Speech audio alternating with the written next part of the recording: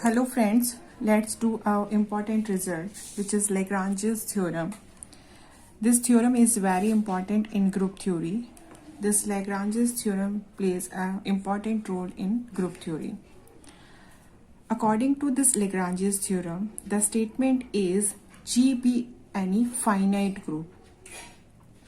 This group is finite and H be any subgroup of this group G, then the order of H divides order of G. G कैसा है हमारा finite group है, H उसका कोई सब group है group G का, तो order of H divides order of G. जो सब ग्रुप का ऑर्डर है वो कैसा होगा, ग्रुप के ऑर्डर को डिवाइड करेगा.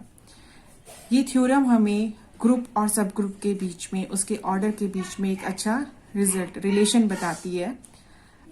ये थ्योरम हमें बताती है कि अगर मेरा ग्रुप फाइनाइट है तो ही उसके हम सब ग्रुप्स फाइंड आउट कर सकते हैं. अगर मेरा ग्रुप इनफाइनाइट है तो ये रिजल्ट एप्लीकेबल नहीं है. ये लेग्रांजेस थ्योरम एप्लीकेबल नहीं है. ये लेग्रांजेस थ्योरम किसके लिए, ओनली फाइनाइट ग्रुप्स के लिए. अगर मेरा ग्रुप फाइनाइट है तभी हम इस रिजल्ट को अप्लाई कर सकते हैं. तो ये थ्योरम हमें बताएगी कि मेरा ग्रुप का ऑर्डर अगर फाइनाइट है और H कोई उसका सब ग्रुप है इस ग्रुप G का, तो जो सब ग्रुप का ऑर्डर होगा वो ग्रुप के ऑर्डर को क्या करेगा, डिवाइड करेगा. या एक और स्टेटमेंट अगर हम लिखें, the number of distinct left और right cosets of H in G are order of G divided by order of H which is equal to कोई नंबर आएगा दैट इज R. यानी कि ग्रुप के ऑर्डर को सब ग्रुप के order से डिवाइड करें तो हमें क्या फाइंड आउट होंगे, नंबर ऑफ लेफ्ट या राइट कोसेट्स. इस रिजल्ट को प्रूव करने के लिए थोड़ा सा और स्टडी करते हैं इसी रिजल्ट पर. इसमें इसने कहा कि ऑर्डर ऑफ G क्या है, सपोज N है. ऑर्डर ऑफ H क्या है, हमें पता है M है. तो लेग्रांजेस थ्योरम कहती है दिस M डिवाइड्स N. अगर ये M इस N को डिवाइड करता है so we can write this N is equal to K some number and M. Basically हमें ये रिजल्ट प्रूव करना है, this N by M is equal to R. Second result में मैंने सेकेंड स्टेटमेंट में बोला कि नंबर ऑफ लेफ्ट और राइट कोसेट्स की बात करें. ग्रुप का ऑर्डर N है, सब ग्रुप का ऑर्डर M है. यानी कि मेरे पास H में कितने एलिमेंट्स हैं, A1 A2 up to AM elements हैं. M एलिमेंट्स हैं, इससे हम लेफ्ट या राइट कोसेट कोई एक जनरेट कर ले. So A1H is equal to A1 A1 A1 A2 A1 AM. इस तरह से कुछ होगा. हमने सपोज किया there are distinct left coset, तो वो कैसे हो जाएंगे, ARH which is equal to AR A1 AR AM. These are left cosets. Order of G वो किसके इक्वल होगा, इन सारे लेफ्ट कोसेट्स के यूनियन के इक्वल होगा. So A1H union A2H. How many distinct left coset, AR. ये हमने बनाए लेफ्ट कोसेट्स. जरा ऑर्डर की बात करें, इस ऑर्डर ऑफ G क्या है, that is equal to N. ये हमने अज्यूम किया है. A1H इस लेफ्ट कोसेट का ऑर्डर किसके इक्वल होगा, जितना मेरा सब ग्रुप का ऑर्डर होगा. सेम ऑर्डर ऑफ H, ये हमने हमारे प्रीवियस लेक्चर में पढ़ा है कि किसी भी लेफ्ट कोसेट या राइट कोसेट का ऑर्डर किसके इक्वल होता है, ऑर्डर ऑफ H के इक्वल होता है. तो ये कितने टाइम्स हमने R डिस्टिंक्ट लेफ्ट कोसेट माने हैं. So this is equal to R order of H कितना है, M टाइम्स रिपीट हो रहा है. So this M. So N is equal to R into M. N किसकी, R को इंटीजर नंबर है और ये हमारे क्या है, subgroup. So this result implies this M divides N. ये कहता है हमारा लेग्रांजेस थ्योरम. ये एक रफली प्रूफ है. इस प्रूफ को हम प्रूव करेंगे अब प्रॉपर फॉर्म में कि अगर मेरा सब ग्रुप का ग्रुप का ऑर्डर N हो, सब ग्रुप का ऑर्डर M हो, तो ये जो M नंबर है वो N नंबर को डिवाइड करता है according to this result. Proof देखें जरा. लेट G बी यानी फाइनाइट ग्रुप, ये स्टेटमेंट में गिवन है, let H be any subgroup of this group G and suppose that there be exactly R distinct left coset of H in G. R हमने distinct क्या मान लिया, left coset. Note करने वाली चीज क्या है, जितने भी जो कोसेट्स हैं वो कैसे हैं, सब अलग अलग है, कोई भी इक्वल नहीं है। हमारे पास कोसेट की प्रॉपर्टी है, दो कोसेट्स या तो आइडेंटिकल होते हैं या डिसजॉइंट होते हैं। तो हमने यहाँ क्या सपोज किया है कि आर कैसे है, डिस्टिंक्ट लेफ्ट कोसेट है एच इन जी। कैसे लिख लिया, A1H, A2H, ARH। हम क्या क्लेम कर रहे हैं, this G is equal to basically the union of this cosets. G किससे बना हुआ है, इन सारे लेफ्ट कोसेट्स के यूनियन से। यूनियन की कहां से, आई की वैल्यू कैसे है, 1 से लेकर R तक। क्योंकि हमने R तक क्यों नहीं है, क्योंकि हमारे पास R डिस्टिंक्ट लेफ्ट कोसेट है। तो जी किससे बन के बोलेगा, इन सबके यूनियन से, इन सारे लेफ्ट कोसेट के यूनियन से। इस क्लेम को जरा हम प्रूव करें कि we know that this H is contain in G। H क्यों है, क्योंकि H हमारा क्या है, सब ग्रुप है ग्रुप G का। अगर मेरा H कंटेन कर रहा है G में, तो लेफ्ट कोसेट भी किस में कंटेन करेंगे, G में।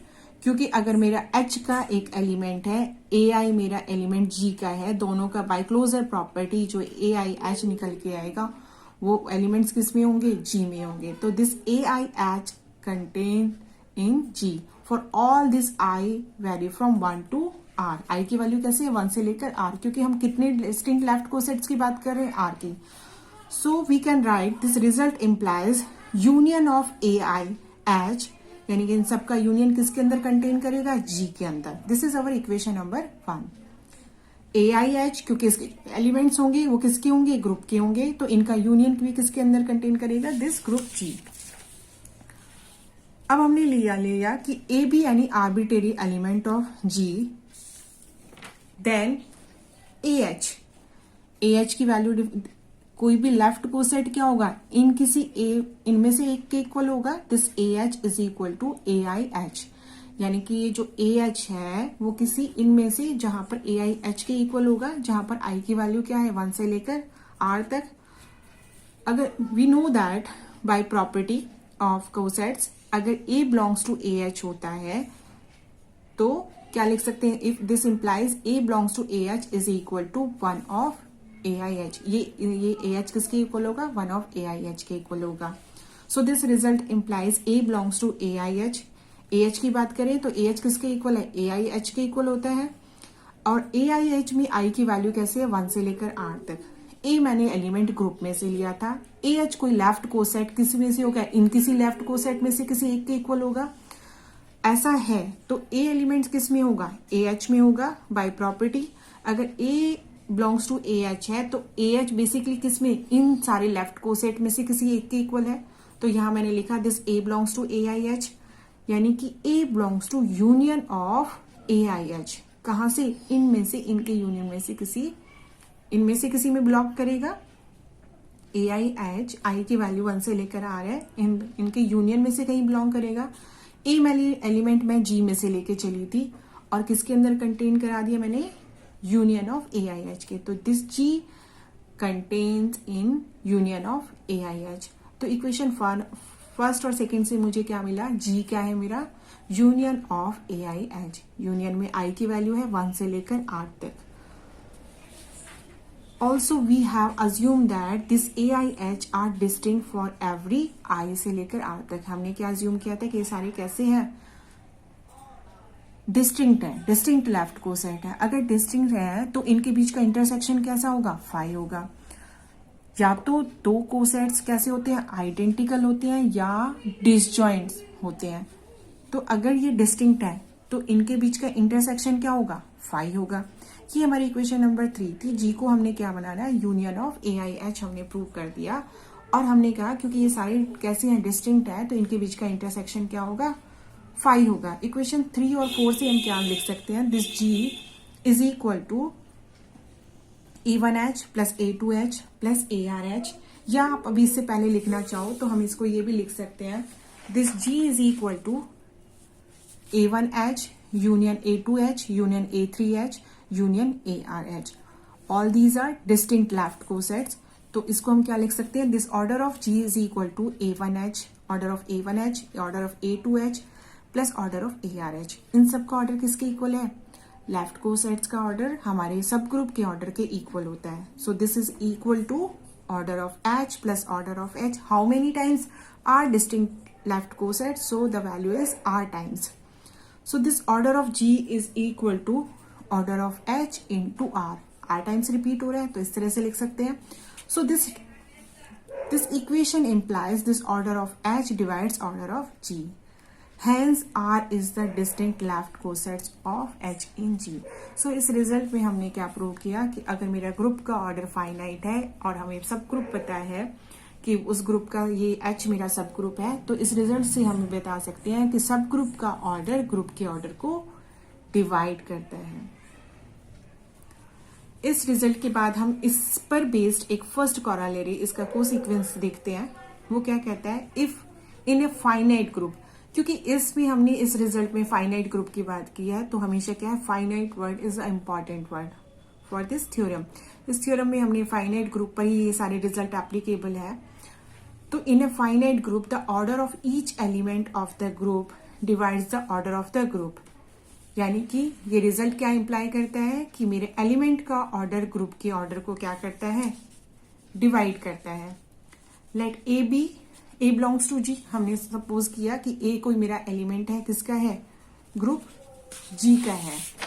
अगर मेरा ये एलिमेंट ए ग्रुप का है और ग्रुप मेरा कैसा है, फाइनाइट ऑर्डर का, तो एलिमेंट का ऑर्डर भी क्या होगा, फाइनाइट।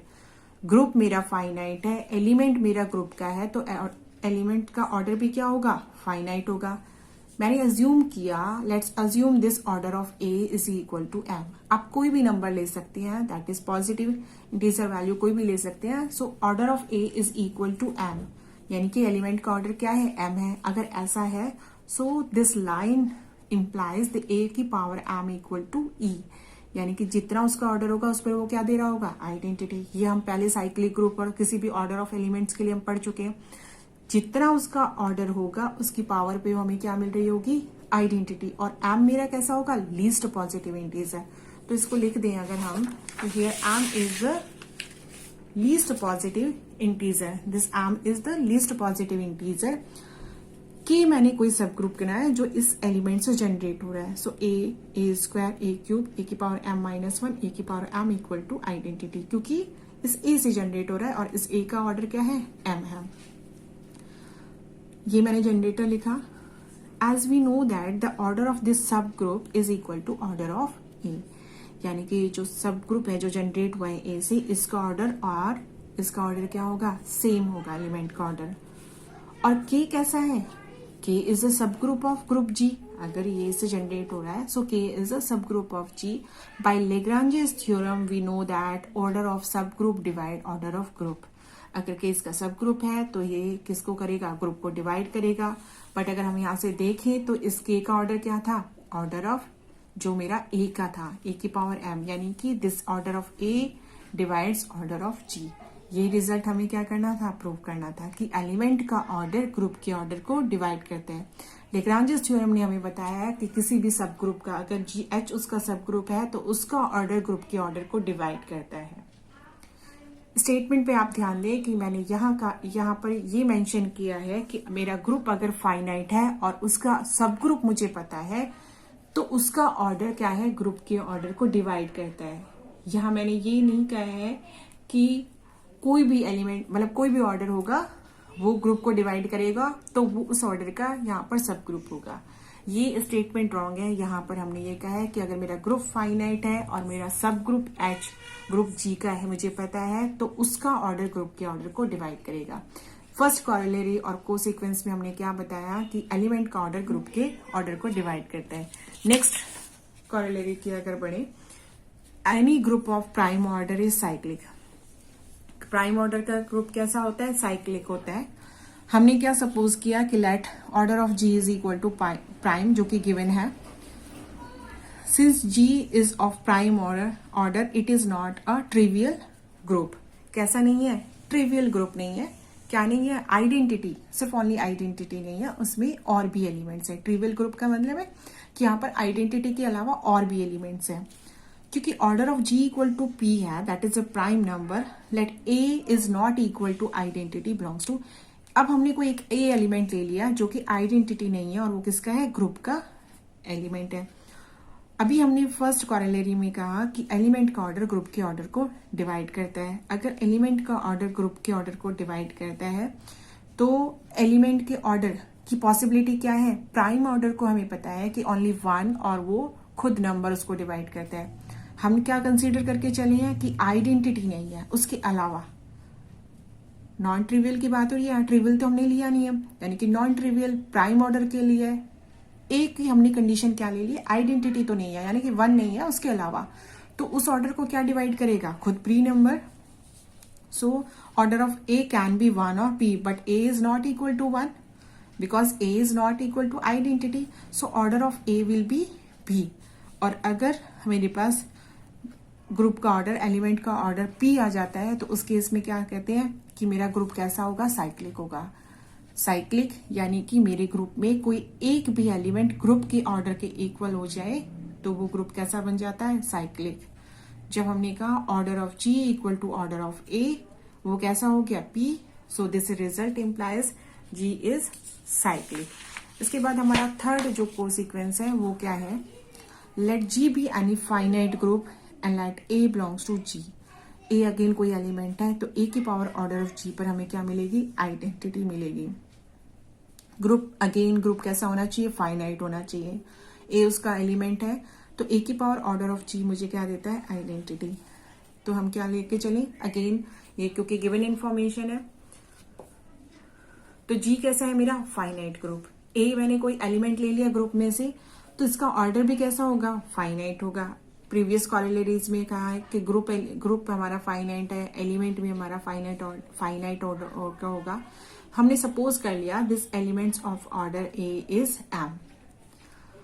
कॉरेलरी क्या कहती है, एलिमेंट का ऑर्डर ग्रुप के ऑर्डर को डिवाइड करता है। तो ये जो एम नंबर है ये मैंने आपको स्टेट करना पड़ेगा अपने रिजल्ट में प्रूफ करने के वक्त, जब आपके एग्जाम में आता है, थ्योरी एग्जाम में जब आपके आता है तो आपको ये कॉरेलरी आपको क्या करनी होगी, कोट करनी होगी कि ये स्टेटमेंट आप बताओगे कि हमने यहाँ पढ़ा है कि एलिमेंट का ऑर्डर ग्रुप के ऑर्डर को डिवाइड करता है। So element order is m, so this m divides order of G, so this order of G is equal to m into k. A की पावर ले, ए की पावर ऑर्डर ऑफ जी दोनों side लेने के, a की power M के, a की power M whole के, ए की पावर एम क्या एलिमेंट का ऑर्डर, सो ई की पावर के, any power of identity is again ई।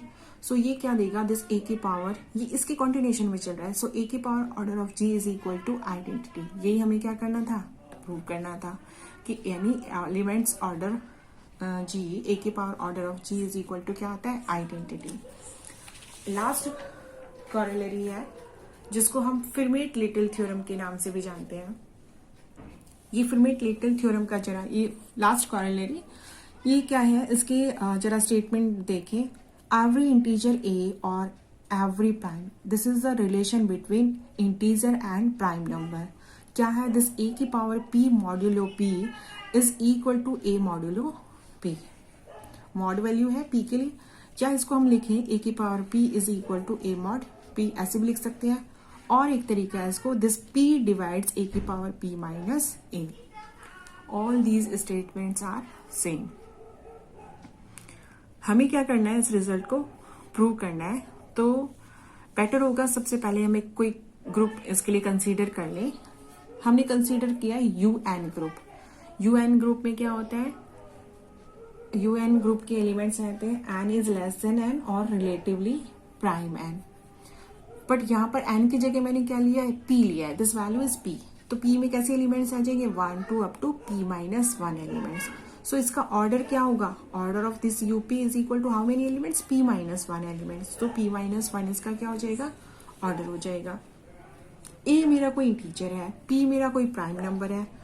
दोनों को अगर हम कहें, इन दोनों के बीच में डिवीजन एल्गोरिथम, a भी अगर इंटीजर मेरा है, p को अगर हम प्राइम ना बोल के वो उसको भी इंटीजर बोलूं क्योंकि वो इंटीजर पहले प्राइम में हमने स्पेसिफिकली बोला है, तो उन दोनों के दो इंटीजर्स के बीच में हम डिवीजन एल्गोरिथम अप्लाई कर सकते हैं।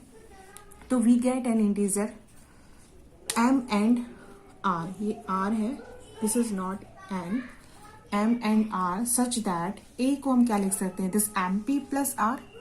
क्यों चाहिए, क्योंकि मॉड पी है, तो मुझे यहाँ पर क्या चाहिए, राइट हैंड साइड पर पी चाहिए, तो so a is equal to m p plus r, r is a remainder, r की वैल्यू क्या है, 0 से लेकर पी के बीच में है, इक्वल टू पी नहीं है, 0 इक्वल हो सकती है but less than P, P पर अगेन क्या हो जाएगा, मॉड अप्लाई होकर अगेन वैल्यू 0 हो जाएगी। सो हम पी लेस, आर की वैल्यू 0 से पी के बीच में ले रहे हैं, पी अप्लाई भी करें इस पर, तो क्या लिख सकती हूँ, a modulo p is equal to r, क्योंकि पी पर ये क्या हो जाएगा, जब भी पी वैल्यू आएगी तो इस पे क्या हो जाएगा, डिवाइड हो जाएगा, क्या बचेगा मेरे पास, remainder. So a modulo p is equal to r modulo p, दोनों साइड पावर पी लेने पर ए की power p modulo p is equal to r की पावर पी मॉड्यूलो पी। मैंने क्या किया, दोनों साइड पावर पी ले लिया, ए मॉड्यूलो पी किसके इक्वल था, आर के, ए की पावर पी मॉड्यूलो पी किसके इक्वल है, आर की पावर पी मॉड्यूलो पी के। We know that this a की power p modulo p is equal to a की पावर मॉड्यूलो पी, ये हमारा गिवन स्टेटमेंट है। तो हमें इसको प्रूव करने से बेटर है कि हम क्या कर दें, आर की power p modulo p is equal to r modulo p, मतलब कैसे भी लिख सकते हो, this r modulo p is equal to r की पावर पी मॉड्यूलो पी। क्यों, क्योंकि ये क्या है, यहाँ पर ए मॉड्यूलो पी किसके इक्वल है, आर के, ए की पावर पी मॉड्यूलो पी किसके इक्वल है, आर के, तो ए की power p modulo p equal to a modulo p prove करने से बेटर है आर की power p modulo p equal to r modulo p prove कर दें। तो इससे जरा देखें, अगर आर की वैल्यू क्या हो गई, 0 हो गई, तब तो हमें कुछ प्रूव करने की जरूरत ही नहीं है। आर की पावर 0 होने पर हमारे पास क्या मिल गया, ए की power p modulo p equal to a modulo P.